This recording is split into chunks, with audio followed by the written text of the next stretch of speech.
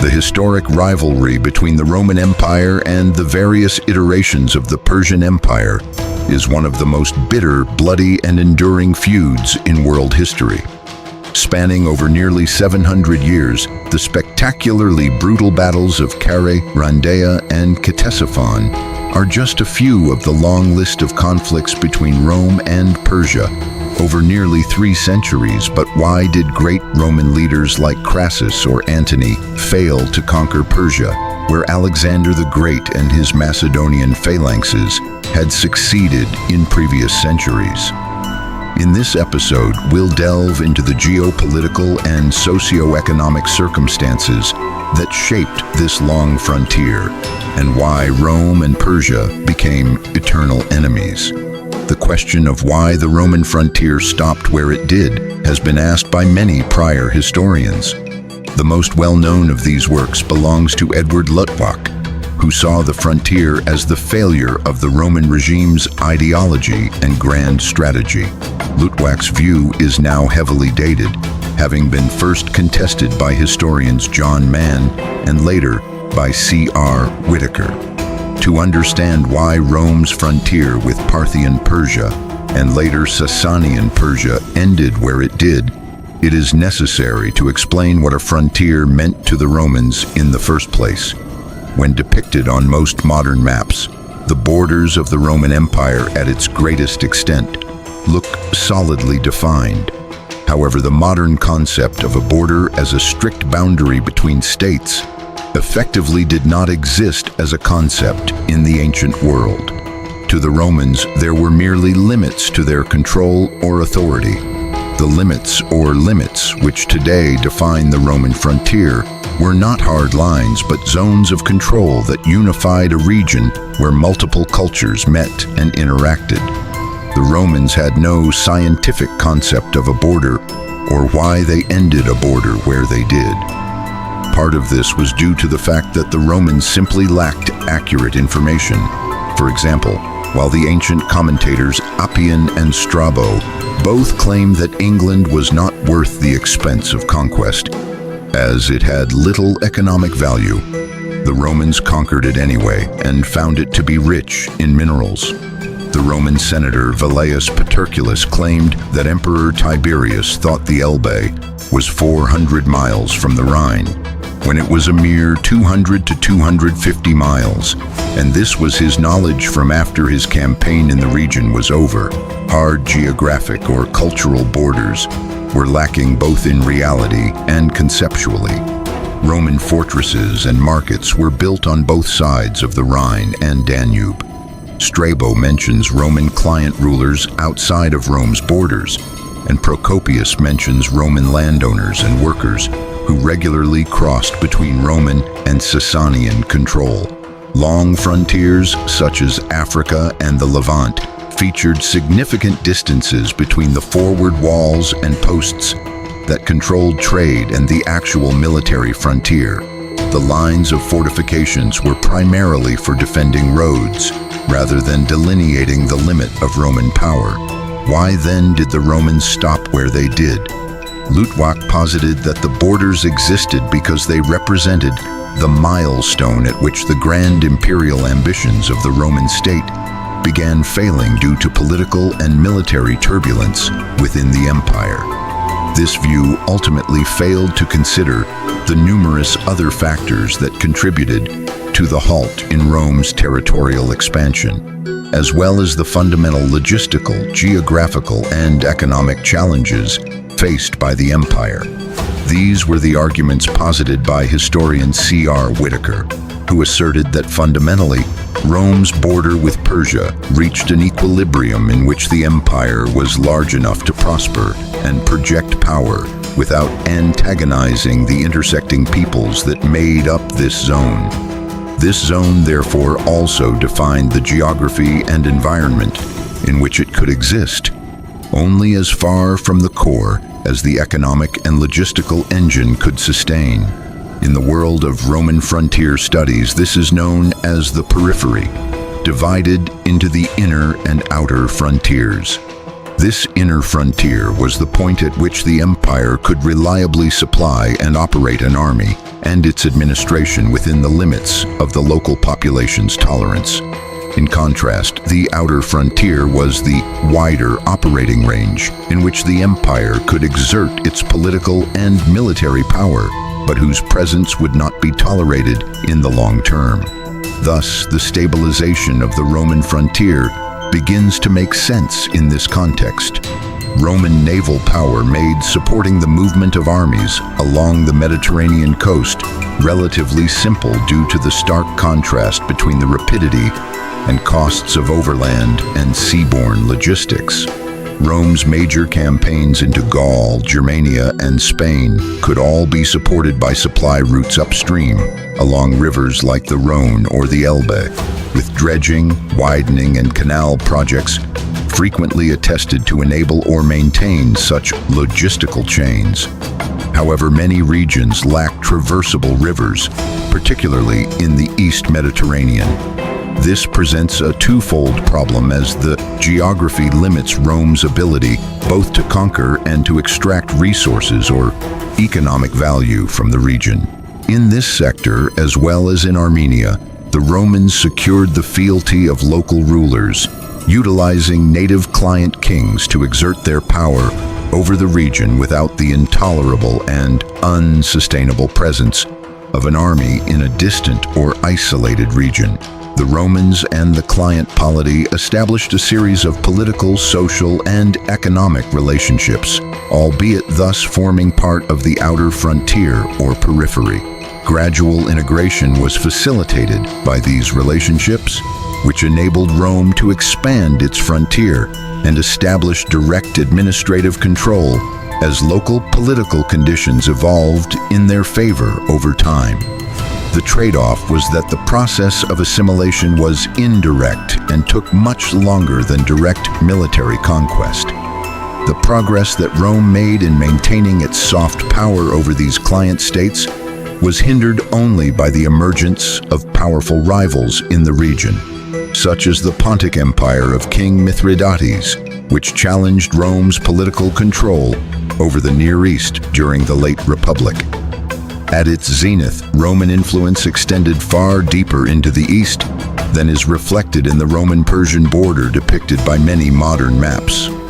At the height of their power, the Roman emperors had a policy of interfering in succession and internal affairs in not just Armenia, but also in Parthia itself.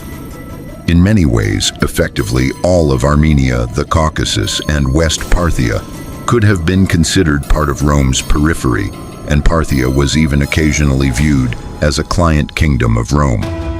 Their governments therefore sought to justify this relationship, with the royal Arsacid dynasty of Persia providing hostages to be raised by the Julio-Claudians as if they were royal foster parents, and the Romans using those hostages to claim imperial dominance over all of Parthia, even enthroning several as Shahan Shah, or the Persian King of Kings. Conversely, the Parthians also utilized a similar series of relationships with client kingdoms based on the earlier Seleucid model of governance. They relied on the Tigris and Euphrates to assert their authority over the western parts of their empire. The problem was the geographic reality of communication lag, which made extending control through the client relationship impermanent.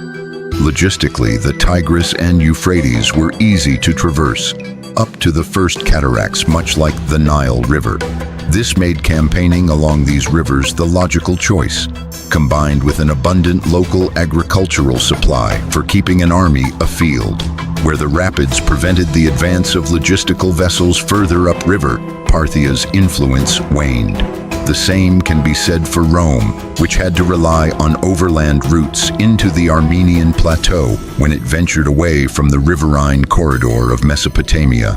This is the region where we find small client states, such as Osroene, Edessa, Commagene, Corduene, Sophene, and Adiabene, in which both Rome and Parthia interfered in local dynastic politics or attempted to shift loyalties. Thus, the border arrived at a natural equilibrium where the spheres of influence of these two polities met, which often maintained flexible arrangements that enabled the kinds of descriptions of this border we find in the writings of ancient authors, such as Strabo and Procopius. This raises another question. Why was Trajan's campaign different? In 114 AD, Emperor Trajan led Roman armies deeper into Persia than they had ever done before, ultimately capturing the Parthian capital of Ctesiphon and possibly reaching the Persian Gulf. The Roman historian Cassius Dio attributes Trajan's motivations to a desire for prestige and legacy. One hypothesis suggested by 20th century historians was the desire to gain access to the trade routes to East Asia as the primary motive for conquest. But this has been broadly rejected by modern ancient economic historians. There is little evidence for firm Parthian control over the eastern trade routes, often collectively termed the Silk Road, and Roman sources do not provide any evidence of a defined economic policy towards trade with the Far East. Another hypothesis espoused by modern historians is that Roman policy towards Parthia in the 2nd century revolved around establishing a new defensive line along the Khabur River, which would then secure the client kingdoms within the Roman sphere of influence, such as Armenia, from Parthian influence. These historians point towards the ambitions of Palmyra and its close ties with Kerosene, and the relationship of the Romans with the Arab peoples who controlled both sides of the Euphrates, as evidence for this political vision for the region. Ultimately, Trajan was unable to overpower or sway every ruler necessary to permanently extend the frontier, as client polities like Hatra, Elymais, and Atropatene remained opposed to Roman occupation. The overstretching of the Roman periphery is evident in the revolts that led to the abrupt end of Trajan's campaign, as Roman garrisons in Mesopotamia were ejected from the cities, and populations in Syria and the Levant began to rise up in opposition to the economic burden placed upon them. The economic reality of conquest also limited both powers' ability to meaningfully campaign deep into either state's territory. While we have excellent figures on the size and costs of Roman campaigns, which were hideously expensive, data on the Parthian Empire and its economy is comparatively limited. The size and geographic span of the Parthian Empire throughout its rivalry with Rome was broadly similar to that of the Hellenistic Seleucid state prior, from which they drew many of their governing and economic institutions. Historian Michael J. Taylor estimates the revenues of the Seleucid state at approximately 50 to 60 million bronze drachmae at its apex, which would likely be comparable to Parthian revenues. However, the state's expenditures were evidently quite high. Roman sources suggest that the Parthians could field large armies of anywhere from 10,000 to 50,000 men, which on the upper end is comparable to Antiochus III's force at Magnesia, an army for which Taylor estimates the total campaign expenditures at around 100% to 125% of the Seleucids' revenue. Of this, he estimates that food and logistics cost around 10 million drachmae, supplied by a fleet that requires approximately 15 million drachmae to maintain, a force the Parthians fundamentally lacked in the Mediterranean.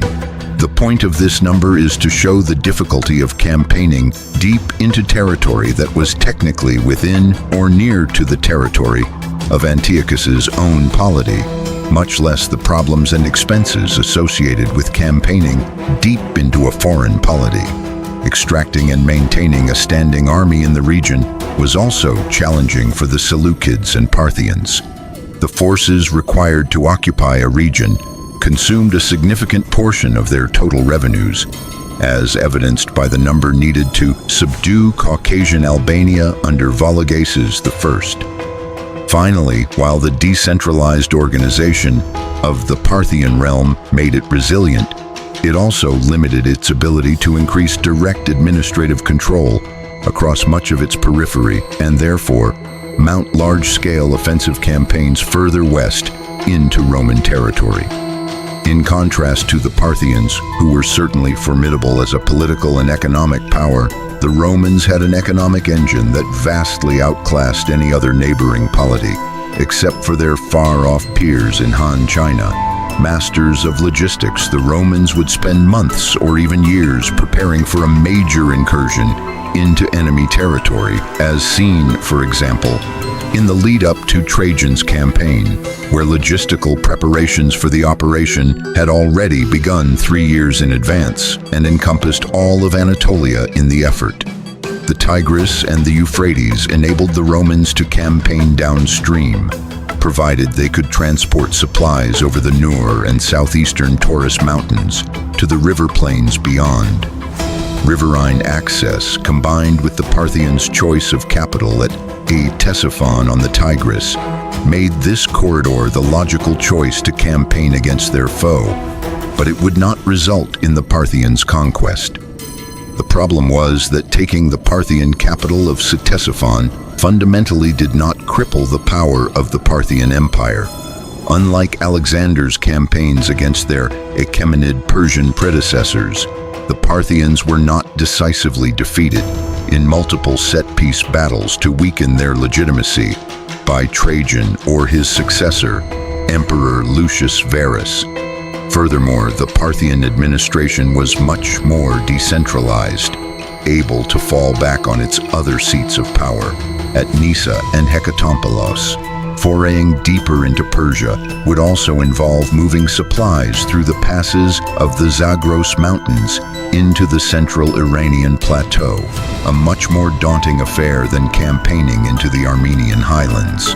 This was beyond even the Romans' considerable logistical capability, and much like Alexander's army beforehand, Trajan's armies would have been left starved of water or would have frozen to death along the mountain passes.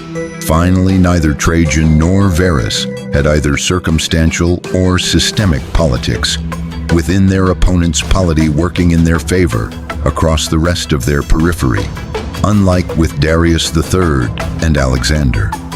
Rome would never succeed in achieving such a sweeping conquest, but ultimately did manage to significantly expand its frontier further into Parthian territory after a second campaign and sacking of Ctesiphon under Lucius Verus. With a new frontier at Nisibis and Dura Europos, Roman influence had shifted the equilibrium further east, likely enabled by the rise in power of Palmyra and its political allies. Whether or not this contributed to the destabilization of Arsacid rule and the eventual collapse of the Parthians is impossible to say based on the available sources. Still, the influence of Palmyra and Kerosene in the civil war, combined with the Roman annexation of Osroene and parts of Armenia, weakened the position of Parthian king Vologases VI and created an opening for Ardashir's rise in the ensuing civil war. Ultimately, this division created an opportunity for the Sassanid dynasty to centralize the government and build a more effective governing apparatus, as many of the client kingdoms were permanently subsumed into an administrative and logistical backbone that allowed them to push back against the Roman frontier that had shifted eastwards, enabling a campaign that reached over the Nur Mountains to sack Antioch in 253. The Sassanian War of 602 to 628 saw the even more organized and centralized Sassanian polity able to exploit Roman civil war and push through the frontier into the Roman core as far as Egypt and Anatolia. However, their control over any of these regions in this period was tenuous at best. The expansion of the periphery into the Mediterranean destabilized the Sassanian house and allowed internal politics to restore the previous equilibrium, at least until the emergence of the nascent Islamic Caliphate some decades later. The question, therefore, is, given the economics, logistics, and military resources, could the Roman Empire have conquered Persia? The answer to that is yes. Of course it could have. If you give one side all of the advantages necessary to do it, then the thought experiment becomes pointless, because it would happen. The factors that enabled the Parthians and Romans to defeat each other and shift the balance of power rarely had anything to do with battles and victories, but rather everything to do with the political, economic, and societal circumstances surrounding the campaigns. Rome and Persia were therefore eternal enemies, not because they could not defeat each other, but because that equilibrium was the natural solution for the geography, economy, and people of the frontier. More videos on the geopolitics of the ancient world are on the way, so make sure you are subscribed and have pressed the bell button to see it. Please consider liking, subscribing, commenting, and sharing. It helps immensely. Our patrons and YouTube members can watch more than 200+ exclusive videos. Join their ranks via the link in the description or by pressing the join button under the video to watch these weekly videos, learn about our schedule, get early access to our videos, access our private Discord, and much more. This is the Kings and Generals channel, and we will catch you on the next one.